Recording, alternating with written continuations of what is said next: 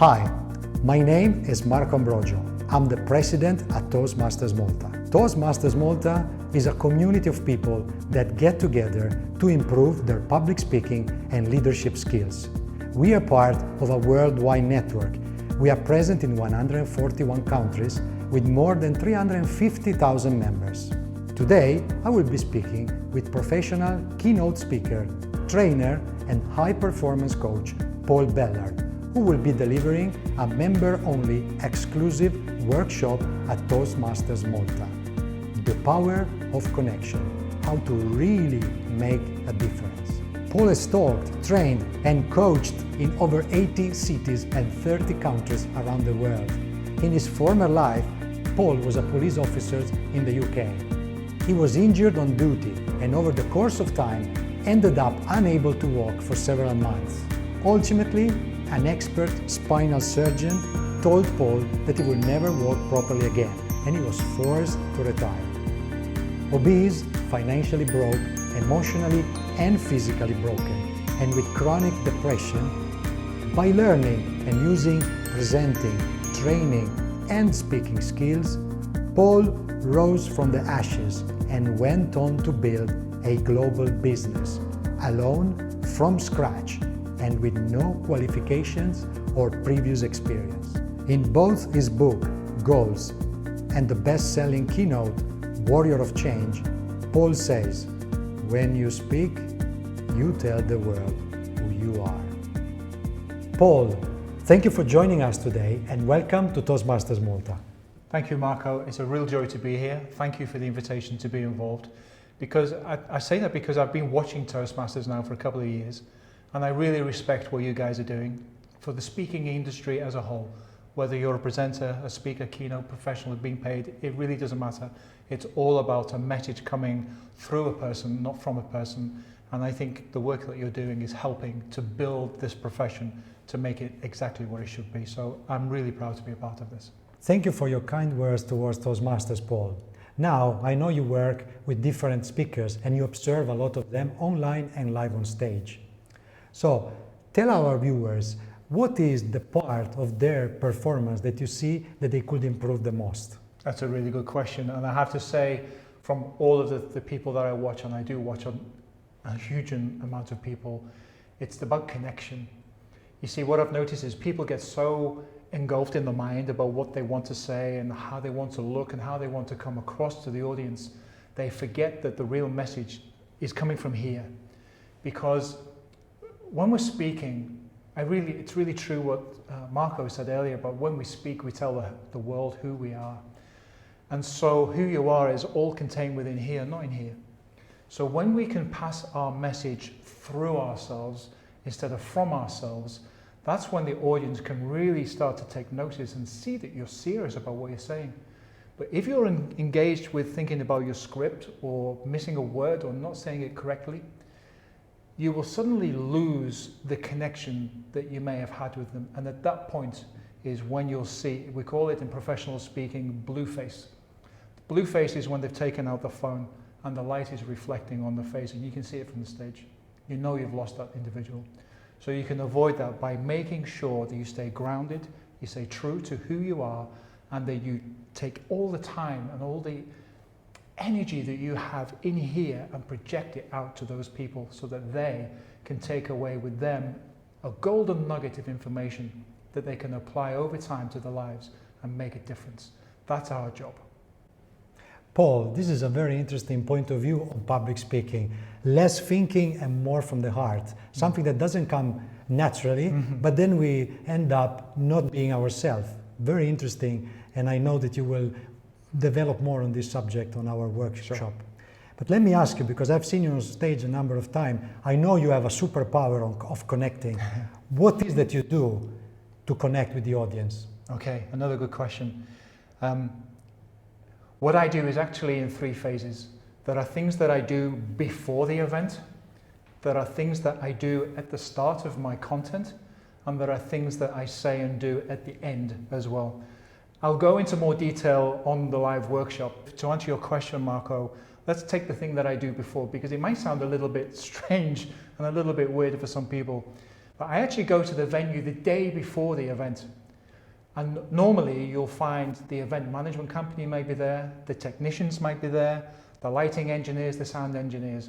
Well, here's where the connection has to start, because those people are your best friend when you're talking. They can either make you look good or sound terrible. So introducing yourself, shaking hands, asking them what you can do to help them to do their job better is a good start. Now that's only the first part of this answer, because after that, and this is not to sound mysterious in any way whatsoever, I'll go into the empty seats where the audience will be sitting, and I'll sit and silently observe the staging area from their perspective. And I'll change seats and I'll sit in various chairs around the room and look at the stage and imagine them watching and hearing my message from the stage. And it really helps me to start to begin to feel and sense what they might need, what they might want to hear, what they might need to take away. Maybe there's something in their life right now that is the very reason that they're coming to the event. And so it really helps me to begin.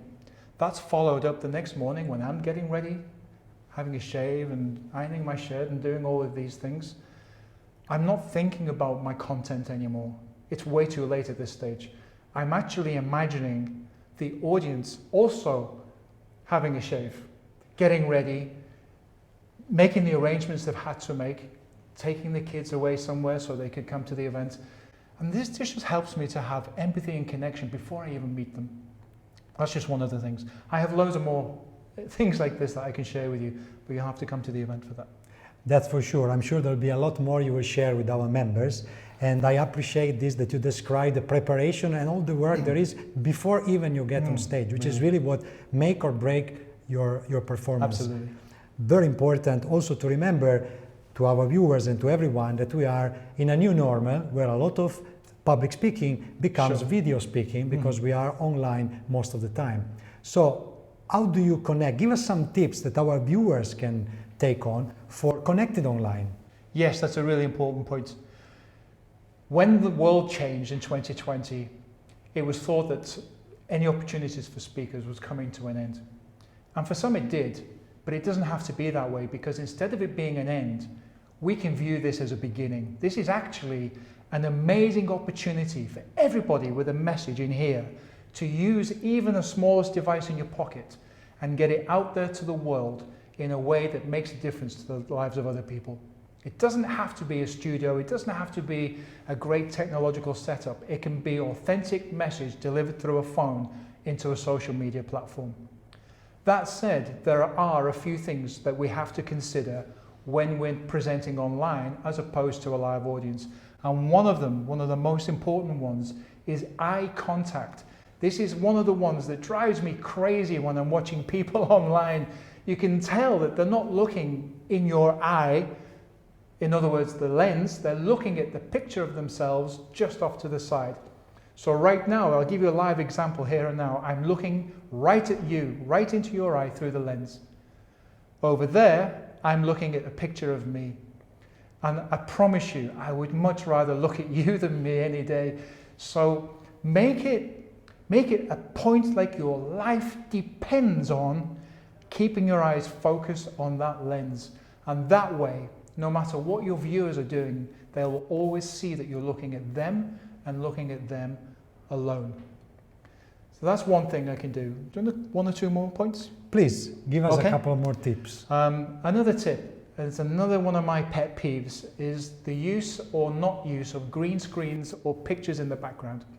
There are times when you absolutely must do it, and there are times when you really should not do it. And during the workshop, I'm going to go into some more details about when those times and opportunities are and when they are not, because it's a really important thing to consider. And one more, if I may? Please, go ahead. I have loads of these. Yes, really. I know you do. How are we going to fit all this into, 45 minutes? Do I have an hour maybe? Yeah, we'll have to do it, yeah. Okay, so I'll give you one more for now. This is about engagement. Now, in a live event, I'm just going to turn square on, excuse me, Marco. You see speakers all the time say, raise your hand, raise your hand. And a good speaker won't do this half thing. They will be like, hi, hi, hi, to really be exuberant about the point that's about being made. Well, in a virtual platform, we can do exactly the same thing, because We can all see the audience on the little grids across the screen. What's really nice for me as a virtual presenter now is seeing hand fluttering. This is what we do with deaf people or audiences who are hard of hearing. We don't applaud, we hand flutter. And on the screen, seeing a lot of fluttering hands when you agree with a point or, yeah, this is me, this is me. This is a really good way to do it. You can still do the hand raising, but of course you've got the frame limitations, so it could be out of the frame. We can still ask people to stand up, move around, because as one great speaker says, motion equals emotion. So you can still ask people to move around. So these are the visual cues, but on the platform itself, you can give thumbs up, you can ask questions, you can engage in that way, because I know Toastmasters, you have somebody to capture the questions and comments and pass them to the speaker. So that way we can keep a continual flow of information and communication, and that's how we stay communicated in a virtual world. Paul, those were great tips that you shared with us. Thank you for giving us this value, and your energy as always was amazing. And we look forward to see you on the 27th of October. It's been an absolute joy, Marco. And again, I just want to say how grateful I am and what a joy and a privilege it is to be a part of this with you. Thank you. Thank you. For those of you who are not yet members of Toastmasters Malta, remember there are plenty of opportunities to engage with our club. Look in the description below, you will find a link where you can register yourself for one of our next open meetings for the public. Thanks for watching and see you soon.